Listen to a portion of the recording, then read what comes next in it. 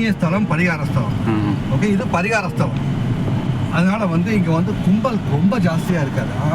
ஆனால் இங்கே வந்து நம்ம மரகதவல்லி தாயார், சந்திர சூடேஸ்வரர், மரகதவல்லி.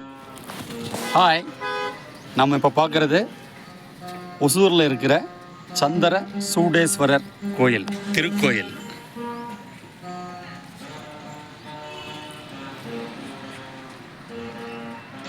சின்ன ஒரு குன்றின் மீது அருமையாக அமைந்துள்ள பரிகார ஸ்தலம்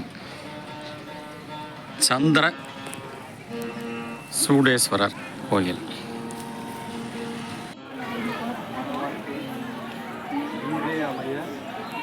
ஒரு பிரார்த்தனை, மணமக்கள் நீடோடி வாழ்வாங்கு வாழ குலமாக்க பிரார்த்தனை.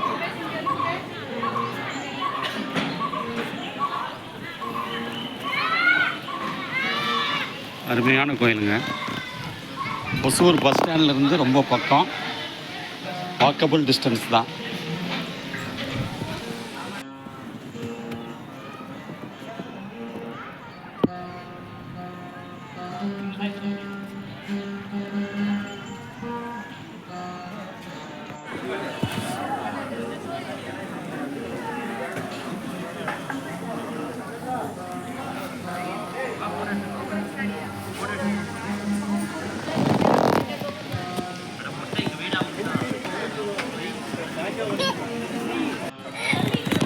அதாவது இங்கே 3 மலைகள் உள்ளது.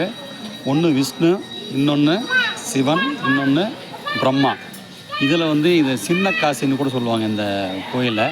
அவ்வளவு பிரசித்தி பெற்றது. வேண்டுதல் நிறைவேறும் கோயில்.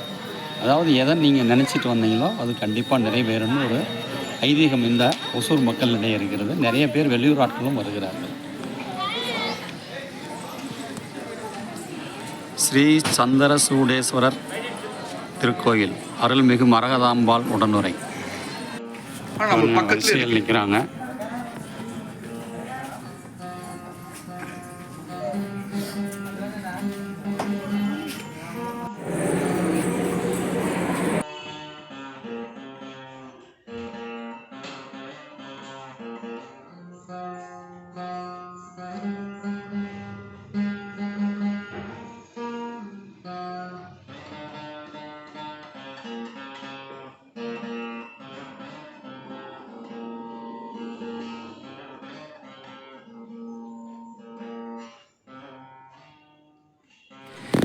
அதாவது இந்த கோயில் வந்து மிருக சீரிஷம் அப்படிங்கிற நட்சத்திரக்கு உண்டான ஆட்களுக்கு வந்து இங்கே வந்துட்டு போனால் ரொம்ப நல்லதுன்னு சொல்கிறாங்க.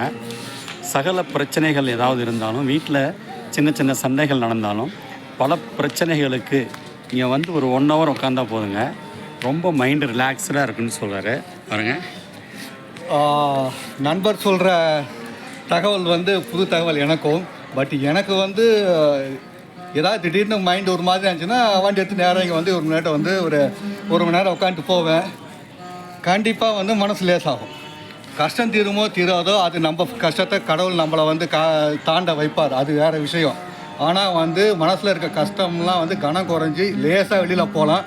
இதனுடைய சிறப்பு என்ன நண்பரே?